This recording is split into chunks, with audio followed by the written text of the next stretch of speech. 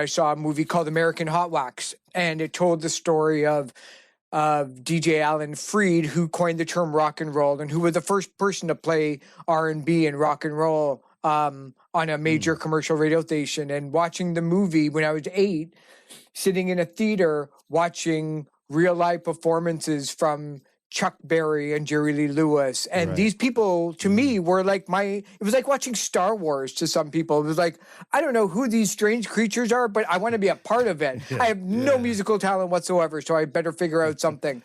You know, as I got older, I started with a subscription to Billboard magazine and started reading all about the people who ran record labels and distributors and artists and promoters. And I loved all of that. To me, it wasn't just about the music, but it was about what else was happening around them with the economy and what was happening racially and what was happening on a sociological perspective that I loved.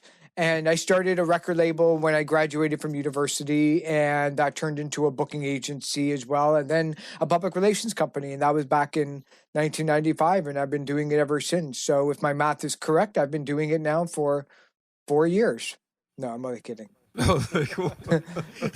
Can I ask, speaking of starting a record label, sorry, what year was it when you started the record label? I started it back in 1995. It was the day after I graduated from York University in Toronto.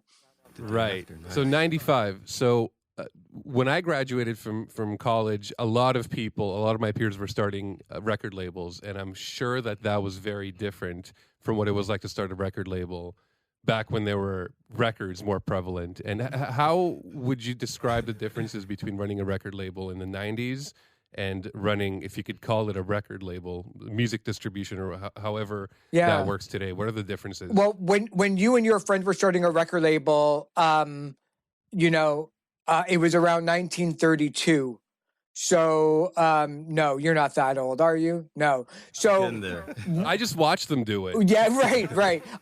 Well, there were things called CDs, which was huge at the time. And CD, I mean, the internet wasn't even a thing. It wasn't even until maybe a couple of years after that where I got email. I would spend my nights faxing press releases to people. But you know, there was a real economy that was established for 30, 40, 50 years, where the format might have actually changed from a 45 record to a vinyl record to 8-track tapes and then cassettes and then CDs. But it was always something physical. It was something that, you know, if you were a fan of music, you had to go and save your money and take a bus or a subway and go down to the record store, hope that they have it, buy it, take it home, take off the wrapper, and then you listen to that until you saved up more money to buy something else. And if you didn't like the record, well, tough, because that's what you had. And so everything was really, there were very little gatekeepers that controlled everything in Canada and in the US. If you made a video, you had 3 people that made the decision to air it on Much Music. And if they did, you were a superstar overnight. Radio stations, you know, were pretty much stuck in their ways when it came to what was popular. What was popular was what the major labels were, you know, of Universal, Sony, and Warner, and Polygram, and there were, you know, a half a dozen of them.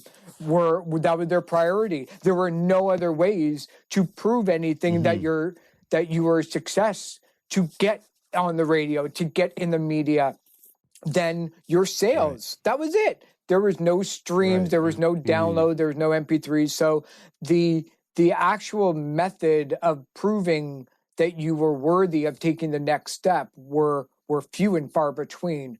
Now, you know, when I'm going out to the media or talking to artists, they could have 10 million streams, but, you know, 500,000 is on 19 different platforms. And you know, or that they're blowing up on TikTok and it's not even their own material. So this is why you should sign this artist, you know? So it was much different. It's so much better now than it ever was, because even though that labels and artists can complain about the lack of money that is available to them. Right. You never hear about the 1% of artists that are making absolute bonkers bank on what it is. They're making far more money now than they ever were in any other time in history. So it was the fact that this industry was open to a few, and even fewer were a success. Wow. So I guess now, despite the oversaturation of people, and or not just people, but artists out there with content, it sounds like it may have been somehow harder to make it through before. But it almost seems backwards because there's so much available now. It's hard to cut through the tape. So how do you, because I know you deal with a lot. I don't even know how you do it, and we might want to talk about that a little bit too, but you seem to deal with hundreds or thousands of artists, or at least have your finger on the pulse of what's going on with these people. So what's your advice for someone to even just be seen or like start to cut through the tape? Yeah, artists have to understand and realize that they're not just in competition with another artist from their hometown, or that they're not in competition with somebody in their own country or state or province that even played the same music.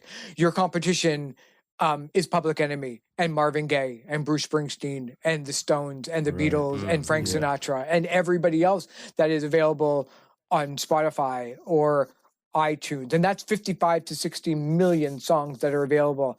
So you have to be great. We don't have time for good anymore. Nobody does. I do, because you have to be good in order to become great. And there's there's a real path that you can take. But even if artists are just starting out, they have to kind of know a little bit of who they are as an artist, but also where they think their audience is. There's never been a better time to be able to actually pinpoint on Facebook or Instagram and spend a couple of dollars boosting the post to your new video to 100 like-minded fans who might then share your music to 1,000 more people. So, True. The ability for artists to understand just how little they are thought of as an artist and as people. It's like that psychological effect. Like, when you start to realize how little people will think about you, that's when you are truly free, I think, because then you can do whatever you want, because nobody's really looking at Great you. point. But I think artists get the whole wrapped up in the branding aspect of it, or what does this mean? Yeah. It means nothing, because you're nobody, but in a great way. Say that again. Wow. So I just think that level of competition, and it's not just on the music side. Every time Kim Kardashian does something, every time, Donald Trump tweeted about something, that would suck the air out of the room for entertainment. And these writers and editors have, and producers and show hosts, they all have a choice on why do they need to write about you when they can just write about Beyonce or Rihanna launching a new fragrance line. And that stuff is great. But that's what they're choosing to write about, because it brings them more hits. Once these artists think that they're worthy enough of trying to get that attention away from them, that's when it really starts to truly connect and work.